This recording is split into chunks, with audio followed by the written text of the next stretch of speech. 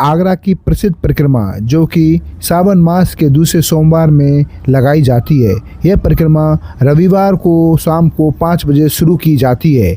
भक्त अपने घर के पास के शिवालयों पे जलाभिषेक करके परिक्रमा की शुरुआत करते हैं तथा अंत भी इसी पे करते हैं। इस परिक्रमा में आस्था और उल्लास का अनोखा संगम देखने को मिलता है। भक्त नंगे पैर, हाथों में डमरू, मंजीरा, घंटी बांधकर बम बम बोले के हर हर महादेव के जयकारे लगा के आगे बढ़ते हैं। परिक्रमा में अगला मंदिर जो पड़ता है वो राजेश्वर मंदिर पड़ता है जो कि राजपुर चुंगी पर स्थित है। इसका भी अपना महत्वपूर्ण इतिहास है। यह मंदिर 850 से 900 साल पुराना है। कथा के अनुसार राजा खेड़ा के एक साहूकार नर्मदा नदी से बैलगाड़ी में एक शिवलिंग लेकर आए थे, यहाँ रुके। बाद में बैलगाड़ी आगे नहीं बढ़ी तो शिवलिंग को यहीं स्थापित करना पड़ा। इस मंदिर पे भी जलाभिषेक करने के बाद हम आगे की तरफ बढ़ते हैं जो कि आपको रावली मंदिर की तरफ लेके जाएंगे।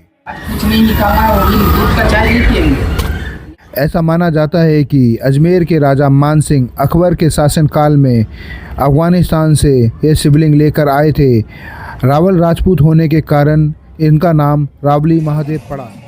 इस मंदिर ने अंग्रेज़ों के भी पसीने छुड़ा दिए थे।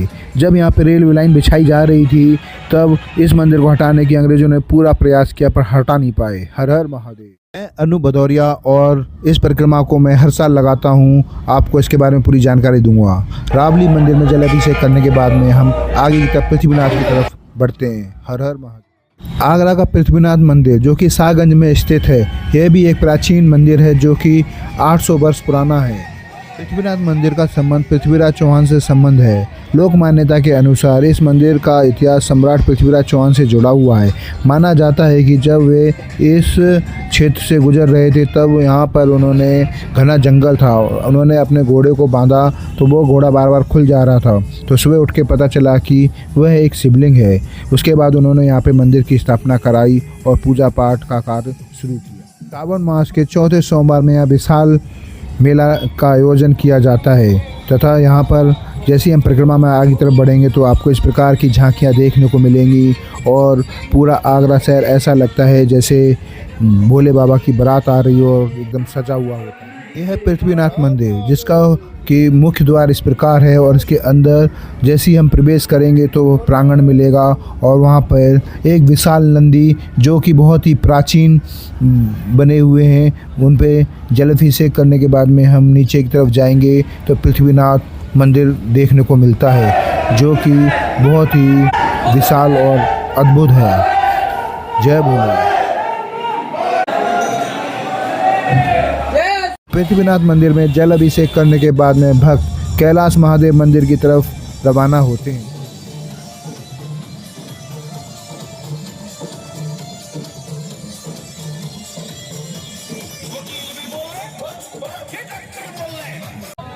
भोले के भक्त नंगे पैर 50 से 55 किलोमीटर की परिक्रमा जो कि लगाते हैं।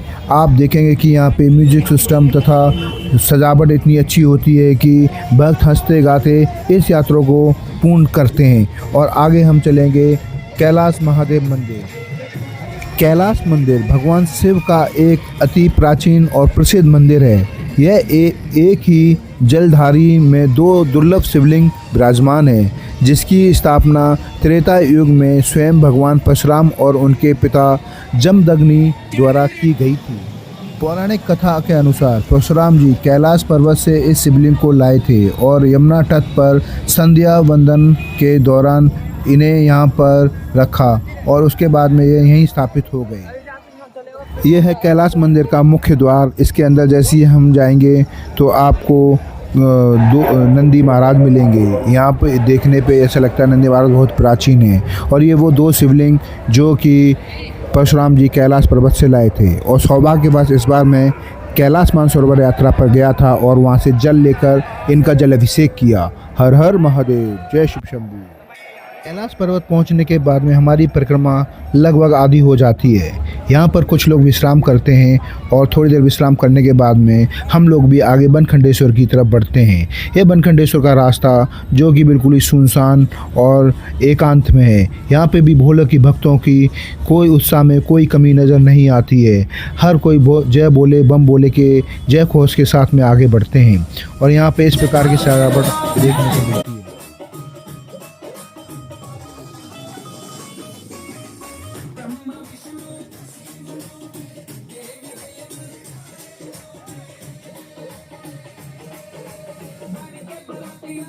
इस परिक्रमा में सबसे कठिन मार्ग बनखंडेश्वर का ही है। यहाँ पर नंगे पैर तथा गिट्टियाँ अधिक होने के कारण तथा अंधेरा होने के कारण मार्ग बहुत कठिन है, लेकिन यहाँ के गांव वाले काफ़ी हद तक इन सब चीज़ों को कवर करते हैं और तथा मिट्टी डालते हैं। इस मंदिर में देखेंगे तो शिवलिंग है और लंबी सी ट्रेल लगा रखी है जिससे कि आपका जलाभिषेक शिवलिंग तक जाता है।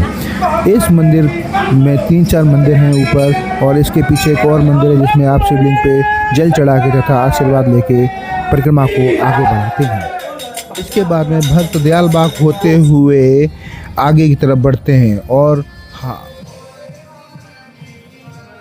आगरा की इस परिक्रमा में भक्त नंगे पैर तथा पैरों के छालों की परवाह किए बिना रात भर नंगे पैर चलते हैं तथा चारों महादेव पे जल अभिषेक तथा उनके दर्शन करते हैं।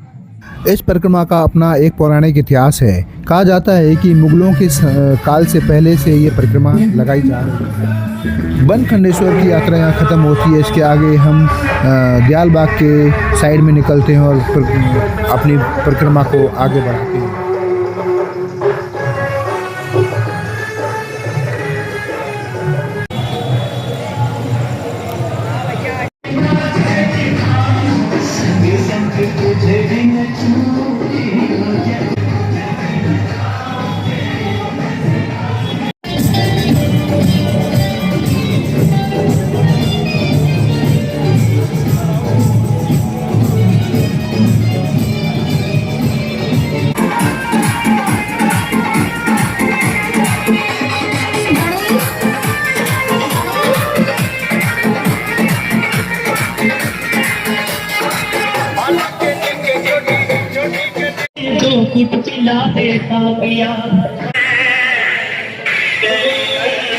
बल्कि से जाते समय बीच में एक ये मंदिर पड़ता है जिसके ऊपर चढ़ के शिवालय है और इसमें जल अभिषेक करने के बाद में हम आगे की तरफ बढ़ते हैं। यहाँ पर देखेंगे तो ये मंदिर आपको इस प्रकार दिखेगा।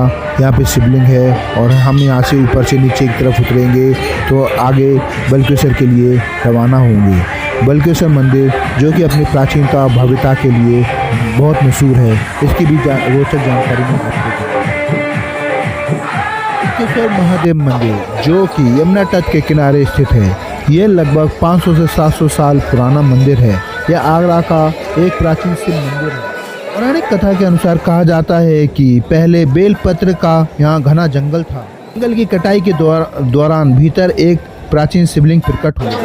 बेलपत्र के घने जंगलों में मिलने के कारण पहले बिलकेश्वर महादेव कहलाए, जो समय के साथ बदलते बदलते बल्केश्वर महादेव के रूप में जाने जाते हैं। बल्केश्वर महादेव मंदिर पर जल अभिषेक करने के बाद में हम मनकामेश्वर मंदिर की तरफ आगे बढ़ते हैं। कहा जाता है कि द्वापर में जब भगवान श्री कृष्ण का जन्म हुआ तब भगवान शिव कृष्ण भगवान से मिलने के लिए आगे जाते हैं। तब इस स्थान पर विश्राम करते हैं। तब वह मन में कामना करते हैं कि अगर कृष्ण भगवान से मेरी भेंट हो जाए तो मैं यहाँ पे शिवलिंग के रूप में स्थापित हो जाऊंगा। तभी से इस स्थान का नाम मनकामेश्वर महादेव मंदिर के नाम से जाना जाता है। कहा जाता है कि जो भी मन की इच्छा पूरी करनी हो तो यहाँ पूजा पाठ करने से, दीपक जलाने से मन की इच्छा पूरी होती है। यहाँ जल अभिषेक करने के बाद में हम पुनः घर के पास के मंदिर में जाकर जल अभिषेक करते हैं और यात्रा का समापन करते हैं।